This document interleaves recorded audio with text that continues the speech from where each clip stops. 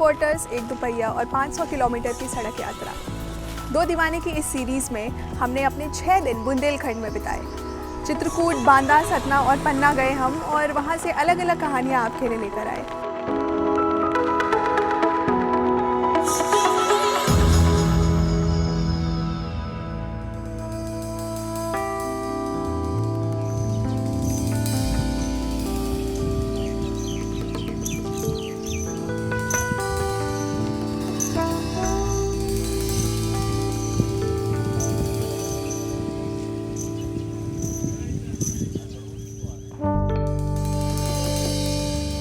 बुंदेलखंड की महिलाओं से जुड़े तमाम मुद्दों को आप तक पहुंचाने के अलावा हमने अपने एक दिन का थोड़ा सा वक्त पन्ना की एक खास जगह पर बिताया।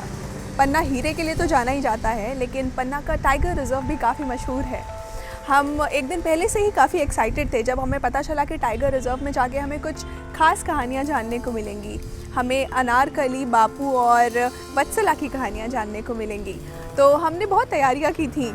हम काफ़ी एक्साइटेड थे, काफ़ी प्लानिंग्स थी हमारी कि हम अगले दिन इतनी सुबह पहुंच जाएंगे, इतनी जल्दी हमें निकल जाएंगे, क्योंकि हम जो है शाम पन्ना की होटल में थे और हमें फॉरेस्ट ऑफिसर से बात करके पता चला था कि यूँ तो टाइगर रिजर्व खुलने का वक्त 6 बजे है, लेकिन हम वहाँ और जल्दी जा सकते हैं। हालाँकि हमारे लिए बड़ा चैलेंज था कि पन्ना शहर से टाइगर रिजर्व जाने में 2 पहिए से करीबन 1.5 घंटे लग जाते हैं। तो हमारे लिए बड़ा चैलेंज था कि हम कैसे इतनी सुबह उठे कि 6 बजे पहुंच भी जाएं। तो हालांकि हमने कोशिश पूरी की, बट हम 6:30 बजे होटल से निकल ही पाए थे और बस हम बढ़ चले थे टाइगर रिजर्व की ओर। रास्ते में हमें बारिश भी झेलने को मिली थी, इसलिए हमें थोड़ी देर रुकना भी पड़ा था। रास्ते में जब आप पन्ना शहर से टाइगर रिजर्व की ओर जाते हैं तो सड़क बहुत चौड़ी नहीं है, पतली सी सड़क है जो होते हुए आपको जाना पड़ता है, कहीं कहीं पर ख़राब भी है। और जब आपको ऐसे बोर्ड्स दिखते हैं जिन पर लिखा होता है कि आप बाघों के घर में हैं, आप बाघों के क्षेत्र में हैं, कृपया संभाल कर चलें, तो थोड़ा डर भी लगता है। बहरहाल हम आगे बढ़े, हम पहुँचे तो पता चला कि जो आखिरी सफारी टाइगर रिजर्व की ओर जाती है वो 8:30-9 बजे के बाद बंद हो जाती है, फिर सीधे शाम 3 बजे जाती है। तो डिसअपॉइंट हुए हम, लेकिन हमने सोचा ऐसे थोड़ी जाने देंगे। फिर हमने आसपास के गांव का रुख किया। हम आसपास के गांव में गए, वहाँ की महिलाओं से मिले, उनसे उनके मुद्दों पे बातें की। हमें मालूम पड़ा कि किस तरह गांव वालों का जीवन हमेशा संकट में रहता है, क्योंकि उनके घर जो हैं वो टाइगर रिजर्व के करीब हैं, जंगल से जुड़े हुए हैं, जंगली जानवरों का खतरा बराबर उन पर मंडराता रहता है। फिर ये सब करते कराते जब 2 बज गए तो हम वापस 2:30 बजे टाइगर रिजर्व पहुँचे, क्योंकि हमें मालूम था कि ये सफारी 3 बजे जाने वाली है। 3 बजे जो सफारी निकलती है पन्ना रिजर्व से, उसमें मैं, प्रज्ञा, हमारे गाइड और हमारे ड्राइवर साहब, हम लोग जंगल की ओर बढ़ गए थे। हम टाइगर रिजर्व में पहुँचे तो सबसे पहली मुलाकात जो हमारी हुई थी वो अनारकली, वत्सला और बापू से हुई थी।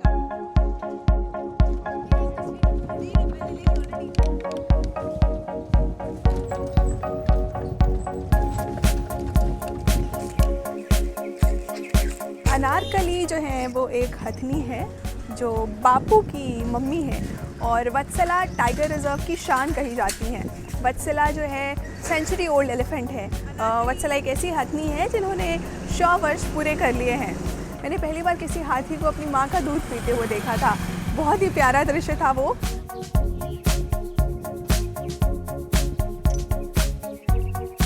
और उसके बाद हमें मालूम पड़ा कि जो अनारकली है, बापू की जो माँ है, वो तब तक नाश्ता नहीं करती या खाना नहीं खाती जब तक बापू जो है दूध ना पी लें उनका, या फिर जब तक बापू ब्रेकफास्ट ना कर लें। ब्रेकफास्ट में उनके लिए दलिया बनता है, सुबह दलिया मीठा बनता है, शाम को नमकीन दलिया बनता है और गुड़ वगैरह भी दिया जाता है उनको। और उसके अलावा जो वत्सला है, 100 वर्ष की जो हथनी है टाइगर रिजर्व की, वो बापू का ख्याल रखती है जब आसपास अनारकली नहीं होती हैं, और बापू एक बार अगर आवाज़ निकाल दे तो वत्सला और अनारकली उनके पास पहुंच जाते हैं। हमने बापू और वत्सला के जो है केयर टेकर से भी बात की थी।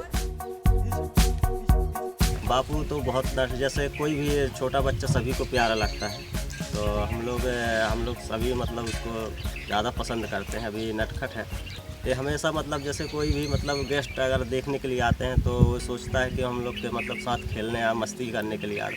ये क्या है कि कोई भी जैसे हम लोग तो समझते हैं कि मतलब खेलने के लिए है, लेकिन एक्चुअली किसी को ये पता नहीं रहता कि मतलब ये धक्का भी मार देता है। कैसे, क्या करता है? वो लात भी मारता है और मतलब ऐसा भी करता है, तो थोड़ा सा दिक्कत होता है कि मतलब इसमें मतलब पब्लिक से थोड़ा सा दूर रखते हैं उसको। उसकी माँ अनारकली है जो 50 साल की है, और हमेशा मतलब बापू तो हमेशा मतलब बापू के पीछे में ही, मतलब जैसे अगर बापू अगर कहीं मतलब दूसरे हाथियों में भी शामिल हो जाता है, मतलब दूर भी चला जाता है, तो अगर वो आवाज़ मारता है तो माँ उसके पास हमेशा मतलब चले आता है। बसला यहाँ पे 93 में आई हुई थी, तो यहाँ से मतलब 93 में आई थी, तो वहाँ पे उस टाइम पे उसकी एज ज़्यादा ही थी, तो उस टाइम पे हम लोग नहीं थे, तो हम लोग छोटे थे। तो उस टाइम पे हम लोग यहाँ 2001 में हम लोग पन्ना टाइगर रिजर्व पे यहाँ पे आए थे। बसला मतलब लगभग 100 की है, और हम लोग मतलब जो हमारे सीनियर्स जो बताते हैं, तो उसके आँखों में कम दिखाई देता है, और दूसरी बात उसको सुनाई भी कम देता है, तो हमेशा बच्चों के मतलब थ्रू चलती है, तो इससे हम लोग अंदाज़ बनाए मतलब 100 से ज़्यादा है। जितने पन्ना टाइगर रिजर्व में बच्चे हुए हैं, तो सभी से मतलब प्यार करते हैं। अरे वाह।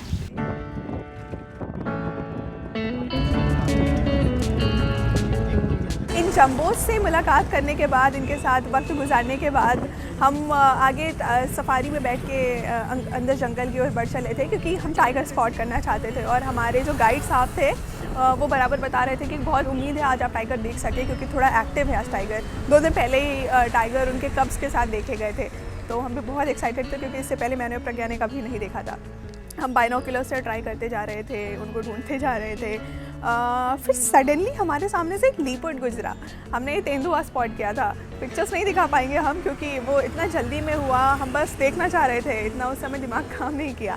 बहरहाल हम गए, हमने काफ़ी सारे और जानवर देखे। हमने बारहसिंगा देखा, हमने चीतल देखा, हमने जो है सांबर देखा, सांबर डियर देखा, स्पॉटेड डियर देखा, और बहुत करीब से देखा, बहुत बड़े ग्रुप्स में देखा।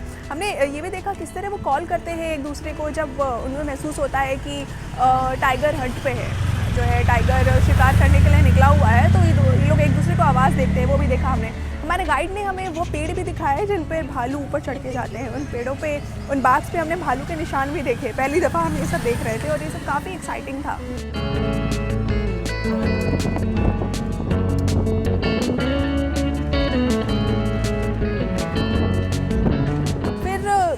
मेरे ख्याल से 1.5-2 घंटे टाइगर रिजर्व में बिताने के बाद जब हमें लगा अब टाइगर नहीं मिलने वाला है, क्योंकि बाहर निकलने का वक्त 5:30 के आसपास होता है, और हमें 5 बजे वहाँ से जंगल से वापस जो है एग्ज़िट पॉइंट पे पहुँचना था। तो एक जगह एक सनसेट पॉइंट है रिजर्व में, हम सब वहाँ जाके बैठे हुए थे, डूबते सूर्य का आनंद ले रहे थे। तभी जो है बाइनोकुलर्स हमारे हाथ में थे, हमारे गाइड के हाथ में थे। सडनली उन्हें बताया वो देखो टाइगर पानी पी रहा है। हम रिजर्व के अंदर अपनी सफारी में आगे बढ़ ही रहे थे कि हमें एक और सफारी मिली, जिसमें एक लेडी ड्राइवर और गाइड थी। बहुत इंस्पायर हुए थे हम ये देखकर, क्योंकि इससे पहले मैंने कभी किसी जो है रिजर्व में किसी लेडी गाइड कम ड्राइवर को नहीं देखा था। जब मैं हाथियों के कीपर से बात कर रही थी, तो एहसास हुआ कि नेचर लवर या एनवायरमेंटलिस्ट होने के लिए आपको कोई बड़ी डिग्री की या किसी बड़े दफ्तर में बैठ के काम करने की ज़रूरत नहीं है। एक छोटा कदम उठाना होता है, बस खुद को प्रेरित करके, अपने साथ वालों को प्रेरित करके प्रकृति को एक बेहतर भविष्य की ओर ले जाने के लिए।